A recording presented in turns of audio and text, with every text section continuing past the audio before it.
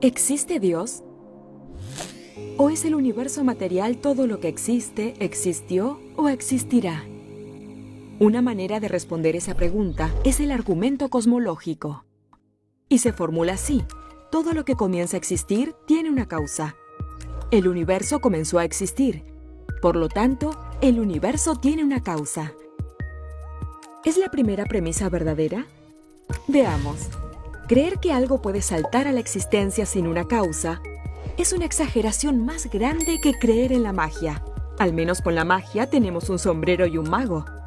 Y si algo puede llegar a existir de la nada, ¿por qué no vemos eso suceder todo el tiempo? No, la experiencia cotidiana y la evidencia científica confirman nuestra primera premisa: si algo comienza a existir, debe tener una causa. ¿Qué hay de la segunda premisa? ¿El universo comenzó a existir o siempre ha existido? Regularmente los ateos decían que el universo existió siempre. El universo simplemente está ahí y punto. Consideremos primero la segunda ley de la termodinámica. Esa ley nos dice que el universo se está quedando sin energía usable. Y ese es el punto. Si el universo hubiese existido por siempre, ya se hubiese quedado sin energía usable. La segunda ley nos apunta hacia un universo que tiene un comienzo definido. Eso también es confirmado por una serie de descubrimientos científicos extraordinarios. En 1915, Albert Einstein presentó su teoría general de la relatividad. Por primera vez se refirió de una manera significativa de la historia del pasado del universo. Luego, Alexander Friedman y Georges Lemaitre, que trabajaron con las ecuaciones de Einstein, predijeron que el universo se está expandiendo. En 1929, Edwin Hubble midió el desplazamiento al rojo de la luz de las galaxias distantes. Esta evidencia empírica no solo confirmó que el universo se está expandiendo, sino que surgió de la existencia de un solo punto en el pasado finito. Eso fue un descubrimiento monumental, casi más allá de la comprensión. Sin embargo, no todos están apegados a un universo finito. Y no pasó mucho tiempo para que surgieran a existir otros modelos alternativos, pero uno por uno, esos modelos no pasaron la prueba del tiempo.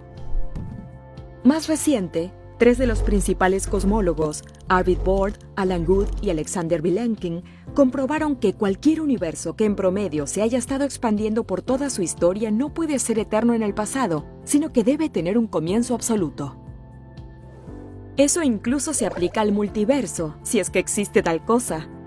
En resumen, los científicos ya no se pueden esconder detrás de un universo eterno en el pasado. No hay manera de escapar. Tienen que confrontar el problema de un comienzo cósmico. Cualquier modelo adecuado debe tener un comienzo, tal como el modelo patrón. Entonces es muy plausible que ambas premisas del argumento sean verdaderas. Es decir, la conclusión también es verdadera. El universo tiene una causa. Y como el universo no se puede causar a sí mismo, su causa debe estar más allá del universo espacio-tiempo. Debe ser sin límite de espacio, atemporal, inmaterial, no causada e inimaginablemente poderosa. Muy similar a Dios. El argumento cosmológico demuestra que, de hecho, es bastante razonable creer que Dios sí existe.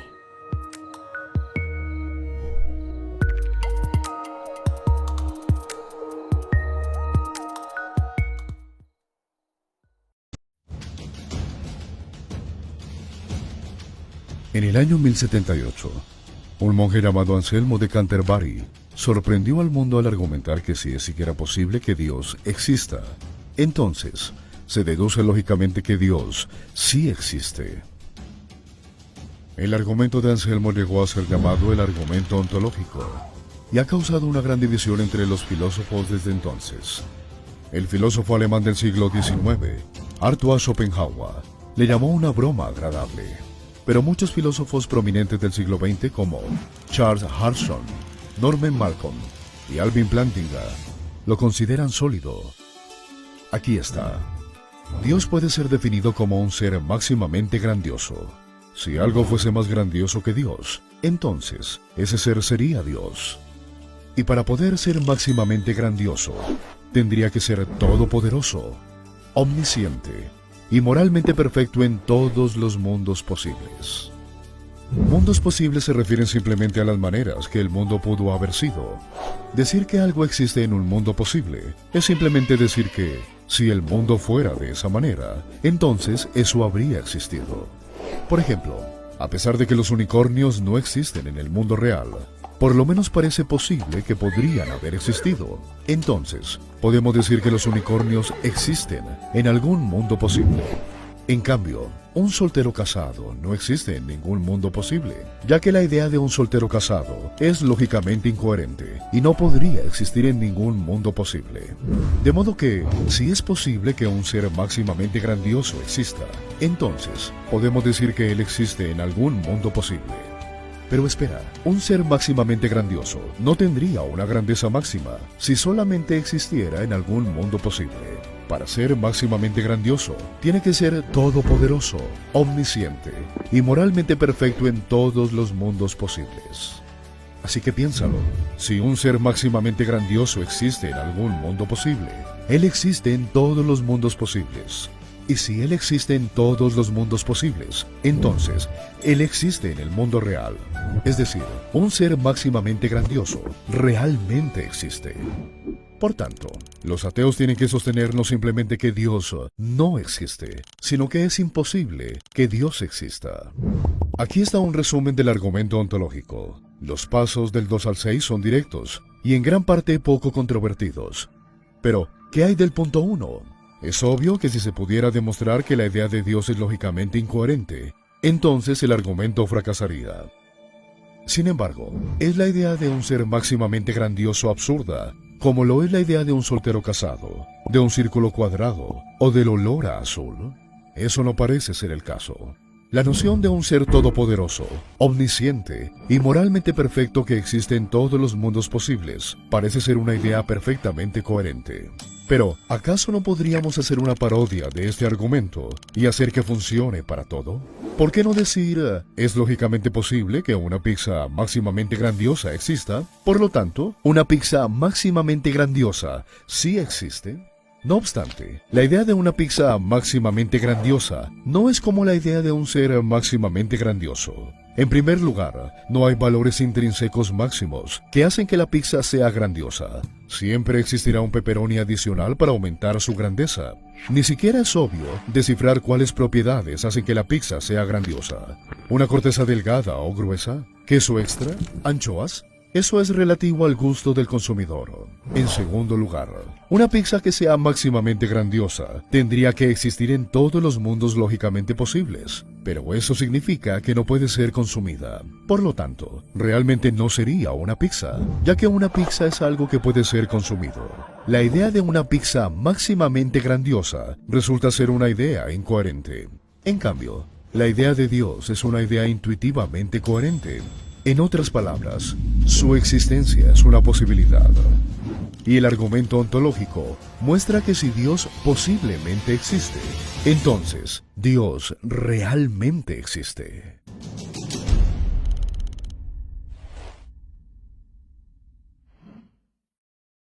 Vivimos en un universo increíble. ¿Alguna vez te has preguntado por qué existe? ¿Por qué existe algo en lo absoluto? Gottfried Leibniz escribió: la primera pregunta que debería hacerse correctamente es: ¿por qué existe algo en lugar de nada? Él llegó a la conclusión de que la explicación se encuentra en Dios. Pero, ¿es eso razonable? Todo lo que existe tiene una explicación para su existencia. Si el universo tiene una explicación para su existencia, esa explicación es Dios. El universo existe. Partiendo de esas premisas, se deduce lógicamente que la explicación para la existencia del universo es Dios. La lógica de este argumento es irrefutable. Si las tres premisas son verdaderas, la conclusión es inevitable. Pero, ¿son ellas más plausiblemente verdaderas que falsas? La tercera premisa es innegable para todo aquel que esté buscando la verdad. Pero, ¿qué podemos decir de la primera premisa? ¿Por qué no decir, El universo simplemente está ahí y punto. No hay necesidad de ninguna explicación. Fin de la discusión. Pues imagina que tú y un amigo estén de caminata en el bosque y se encuentren una esfera brillosa en el suelo. Naturalmente te preguntarías cómo fue que llegó a estar allí. Encontrarías algo extraño que tu amigo te dijera. No hay ninguna razón o explicación del por qué está ahí. Deja de preguntártelo. Eso solo está ahí. Y si la esfera fuese más grande, todavía requeriría una explicación. De hecho, si la esfera fuese del tamaño del universo, el cambio de su tamaño no eliminaría la necesidad de una explicación. De hecho, la curiosidad sobre la existencia del universo parece científica e intuitiva. Alguien podría decir, si todo lo que existe necesita una explicación, ¿qué hay de Dios? ¿No necesita Él una explicación? Y si Dios no necesita una explicación, entonces, ¿por qué el universo necesita una explicación? Para responder a ello, Leibniz hace una distinción clave entre las cosas que existen necesariamente y las cosas que existen contingentemente. Las cosas que existen necesariamente existen por necesidad de su propia naturaleza. Es imposible para ellas no existir. Muchos matemáticos creen que los objetos abstractos, como los números y los conjuntos, existen de esta forma. No hay otra cosa que cause que ellos existan. Simplemente existen por necesidad de su propia naturaleza. Las cosas que existen contingentemente existen porque fueron causadas por algo más. Muchas de las cosas con las que estamos familiarizados existen contingentemente. Estas no tienen que existir. Simplemente existen porque algo más causó su existencia. Si tu mamá y tu papá nunca se hubieran conocido, tú no existirías. No hay razón para pensar que el mundo a nuestro alrededor tenía que existir. Si el universo se hubiera desarrollado de manera diferente, es posible que no existieran las estrellas ni los planetas. Es lógicamente posible que el universo entero pudiera no haber existido. Este no existe necesariamente, sino contingentemente. Si el universo pudo no haber existido, ¿por qué existe? La única explicación adecuada para la existencia de un universo contingente es que su existencia dependa de un ser no contingente, de algo que no pueda no existir debido a la necesidad de su propia naturaleza, que dependa de un ser que exista independientemente de todo, algo o alguien que la no existencia le resulta imposible. Así que, todo lo que existe tiene una explicación para su existencia, ya sea en la necesidad de su propia naturaleza o debido a una causa externa. Pero, ¿qué podemos decir de nuestra segunda premisa? ¿Es razonable llamar a la explicación del universo Dios? Pues, ¿qué es el universo? Es toda la realidad del espacio-tiempo, incluyendo toda la materia y la energía. Se deduce que si el universo tiene una causa para su existencia, esa causa no puede formar parte del universo. No debe ser ni física ni material. Debe estar más allá del espacio-tiempo. La lista de entidades que posiblemente podrían encajar en esa descripción es demasiado corta, y los objetos abstractos no pueden causar nada. El argumento de la contingencia de Leibniz muestra que la explicación para la existencia del universo se puede encontrar únicamente en la existencia de Dios. O si no prefieres utilizar el término Dios, tú pudieras simplemente llamarlo el ser extremadamente poderoso, no causado, necesariamente existente, no contingente, no físico, inmaterial, eterno, que creó el universo entero y todo en él.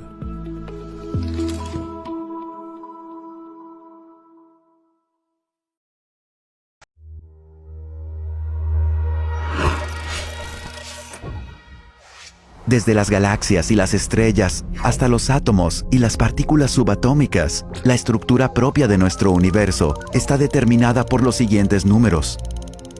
Estas son las constantes y cantidades fundamentales del universo.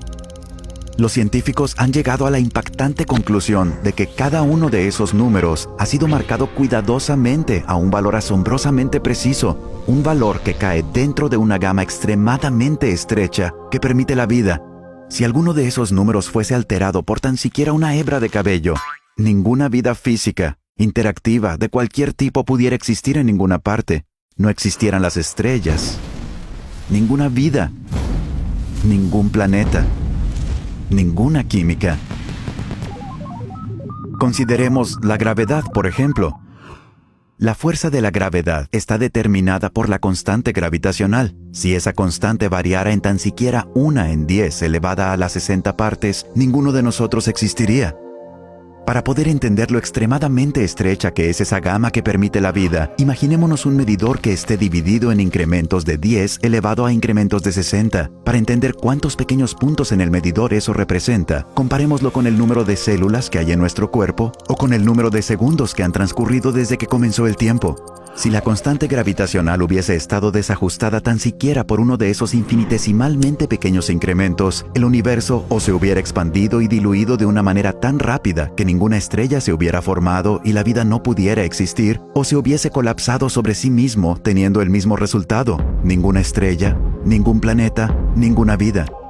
O consideremos la tasa de expansión del universo. Esta está dirigida por la constante cosmológica. Un cambio en su valor por tan siquiera 1 parte a la 10 elevada a la 120 causaría que el universo se expanda de una forma muy rápida o muy lenta. En cualquiera de los casos, el universo sería, una vez más, uno que prohíba la vida. U otro ejemplo de ajuste fino: si la masa y la energía del universo primitivo no estuvieran distribuidas uniformemente a una precisión incomprensible de 1 parte de 10 elevada a la 10 a la potencia de 123, el universo sería hostil para la vida de cualquier tipo.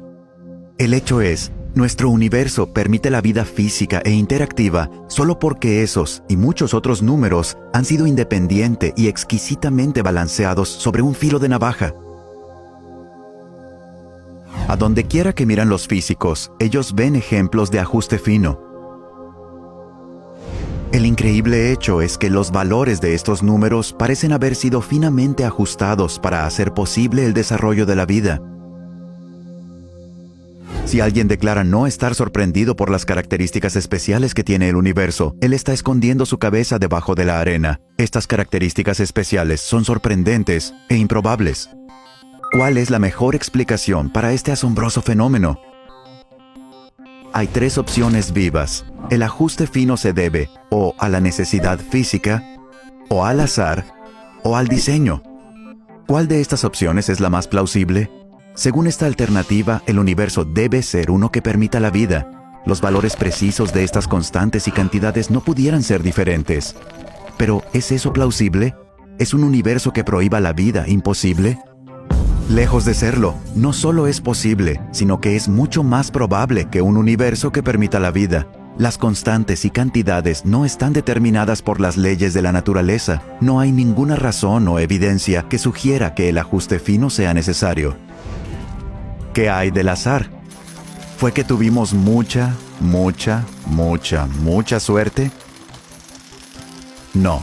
Las probabilidades implicadas son tan ridículamente remotas que ponen al ajuste fino mucho más allá del alcance del azar. Así que en un esfuerzo para mantener esta opción viva, algunos han ido mucho más allá de la ciencia empírica y han optado por adoptar un enfoque más especulativo conocido como el multiverso. Ellos se imaginan a un generador de universos produciendo un gran número de universos y que probablemente con el tiempo surgirán universos que permitan la vida. No obstante, no hay evidencia científica para la existencia de este multiverso. No puede ser detectado, observado, medido o probado. Y el propio generador de universos iría a requerir una gran cantidad de ajuste fino. Además, pequeñas áreas de orden son mucho más probables que las áreas grandes. Así que el universo más probable y observable sería uno que sea pequeño, habitado por un único y simple observador. Sin embargo, lo que realmente observamos es la misma cosa que menos deberíamos esperar. Un universo vasto, espectacularmente complejo, altamente ordenado, habitado por billones de otros observadores. Por lo tanto, incluso si el multiverso existiese, lo cual es un punto debatible, este no haría nada para explicar el ajuste fino. Dada la improbabilidad de la necesidad física o del azar, la mejor explicación del por qué el universo está finamente ajustado para la vida puede muy bien ser que él fue diseñado de esa manera.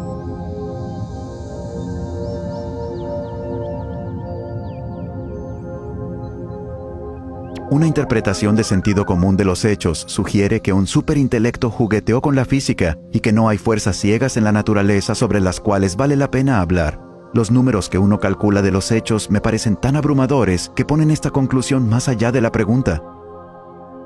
Para mí existe evidencia poderosa de que hay algo sucediendo detrás de todo. Parece como si alguien ha ajustado bien los números de la naturaleza para crear el universo. La impresión de diseño es abrumadora. Los cielos cuentan la gloria de Dios. El firmamento proclama la obra de sus manos. Un día comparte al otro la noticia. Una noche a la otra se lo hace saber.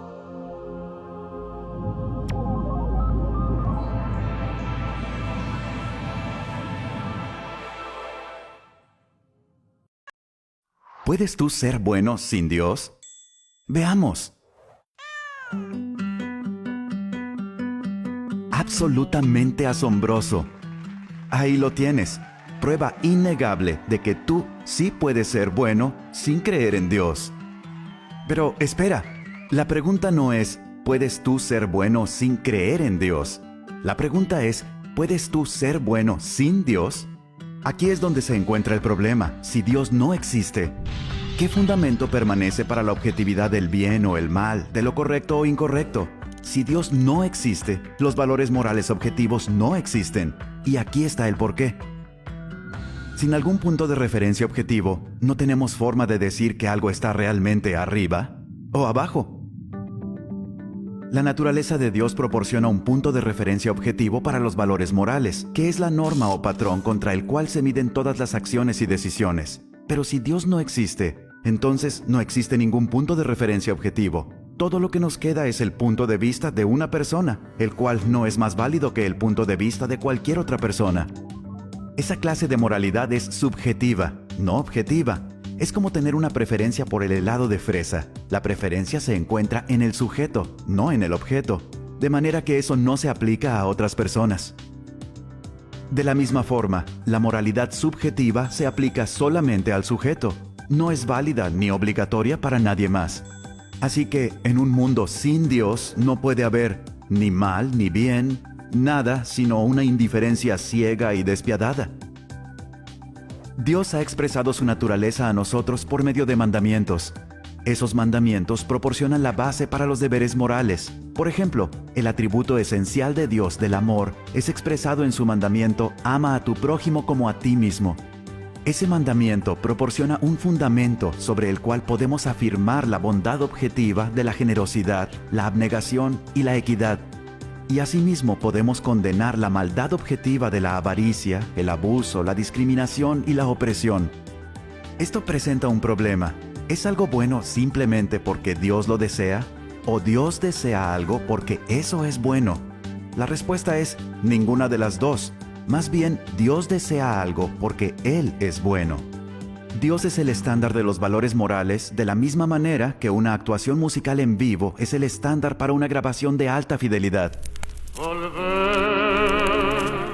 Mientras una grabación suene más como la original, mucho mejor será. De la misma manera, mientras una acción moral se conforme más a la naturaleza de Dios, mucho mejor será. Pero si el ateísmo es verdadero, entonces no existe un estándar definitivo, de modo que no puede haber ninguna obligación o deber moral. ¿Quién o qué impone tales deberes sobre nosotros? Nadie.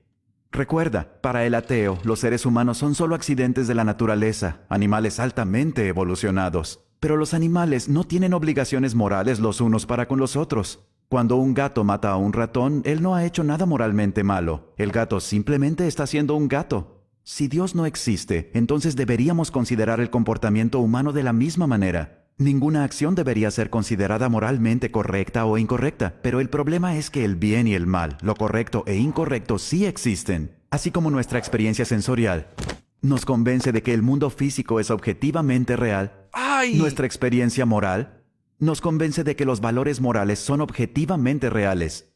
Cada vez que tú dices, «Oye, eso no es justo, eso está mal, eso es una injusticia», estás afirmando tu creencia en la existencia de la moralidad objetiva. Estamos conscientes de que el abuso infantil, la discriminación racial y el terrorismo son incorrectos para todas las personas siempre. ¿Es esto simplemente una preferencia u opinión personal? No.